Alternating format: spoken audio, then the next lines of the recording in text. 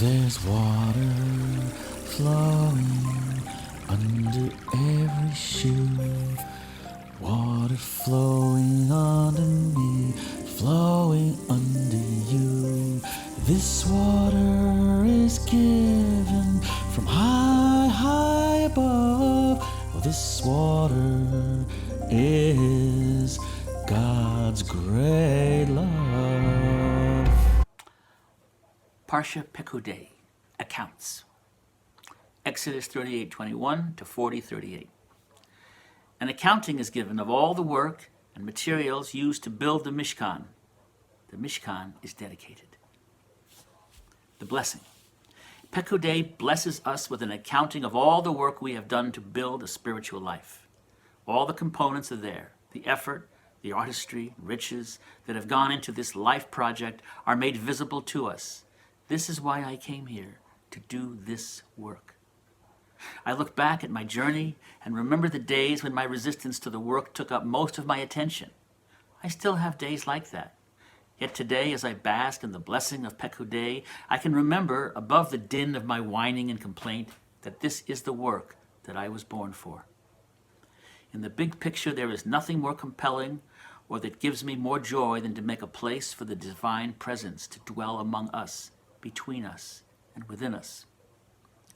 To this project, I have brought the gold of my love and the silver of my shining desire for truth. I have made hooks and sockets to connect me with the whole of creation. I have brought every color of my changing moods, offering them up to that which is eternal.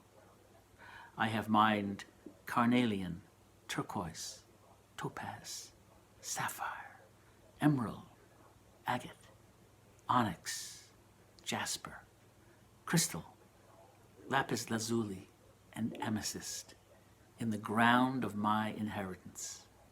I have faceted these jewels with the tools of mind and heart. I have chiseled, cleaned, and polished these collected treasures and arranged them for my descendants. And this Mishkan that I have built and that we have built together will, with its beauty, send us to the holy dimensions where God dwells beyond conceptions, beyond form or religion. The spiritual challenge. Legend tells us that all the components of the Mishkan were completed to Moses' satisfaction, and he blessed all the Israelites who had created such beauty. Yet, the people had to wait for 3 months until it was erected and consecrated. Now, those 3 months of waiting might well have been more difficult than all the time spent in creative work. This is the spiritual challenge that confronts us when we learn that we are not and have never been in charge of the timing of God's grace. Without that grace, all of our efforts are worth little, because we are building this Mishkan for it to be filled with divine spirit. And spirit moves in ways we cannot control. We can only create the space. We can only invite that presence in. This waiting time is a period of gestation. It is the darkness and cold of winter. It is the long wait for spring. Moses was told to wait for the 1st of Nisan, the month during which we are liberated from the narrowness of Egypt, and the time of the recreation of the world.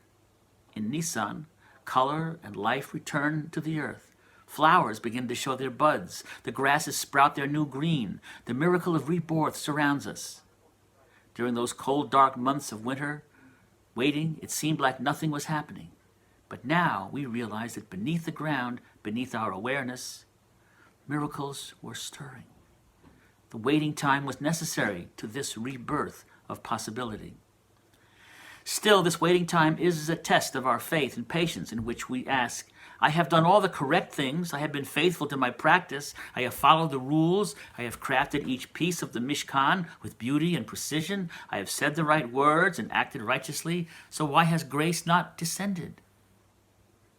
Why hasn't my life come together in the way it's supposed to? Why do I not feel loved and appreciated? Why is it still dark and cold? Why is the world still filled with misery?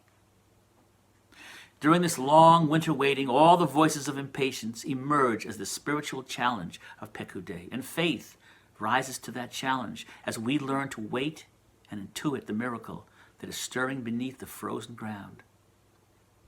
We can study the natural world to understand the process of our own spiritual growth.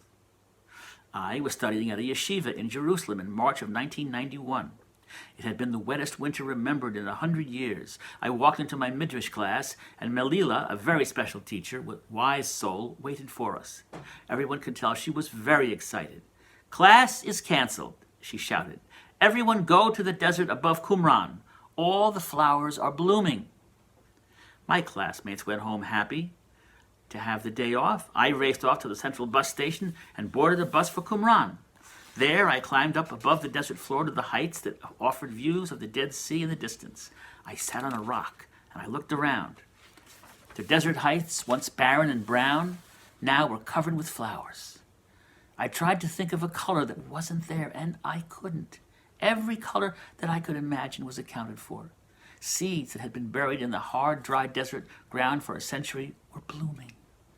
All afternoon I sat there and did the work of Pekuday, the accounting for this Mishkan.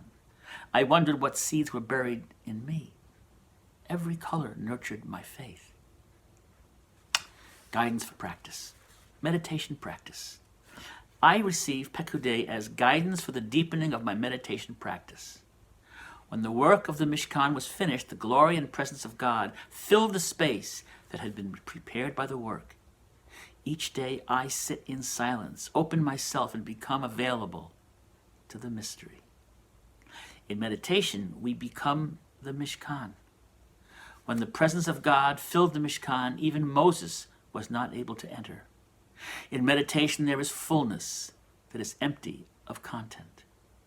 As I sit and gently let go of thoughts, even Moses, the part of me that is brilliant revelation, prophetic message, answer to all great questions, cannot enter the Mishkan.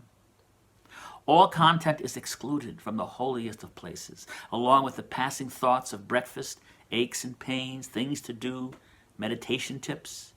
Everything is surrendered with the intention of becoming empty so that I might be filled. And because God is no thing, then everything of content, no matter how compelling, is not God, is not the source. Sitting down on my meditation cushion, there is initially an accounting that must take place. This is the first part of the practice of Pekuday. I must become fully present. All my gifts must be called up and dedicated to the practice of direct encounter with the source.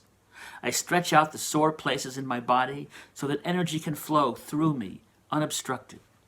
I do a number of breathing practices so that the rivers of soul can flow freely and I can connect with the reservoir of life force at my core. I open my heart, call forth the power of my intention, and refine my ability to focus through prayer and chant. And then I sit, Dom liah v'ticholelo, be still, Psalm 37 tells us, and wait for God. The final sentence of the books of Exodus, the manual for our liberation, tells us that we must cultivate an awareness of God's mysterious presence, characterized by the divine cloud in the day and an inner fire at night. This awareness will guide us throughout our journeys. Shabbat Shalom.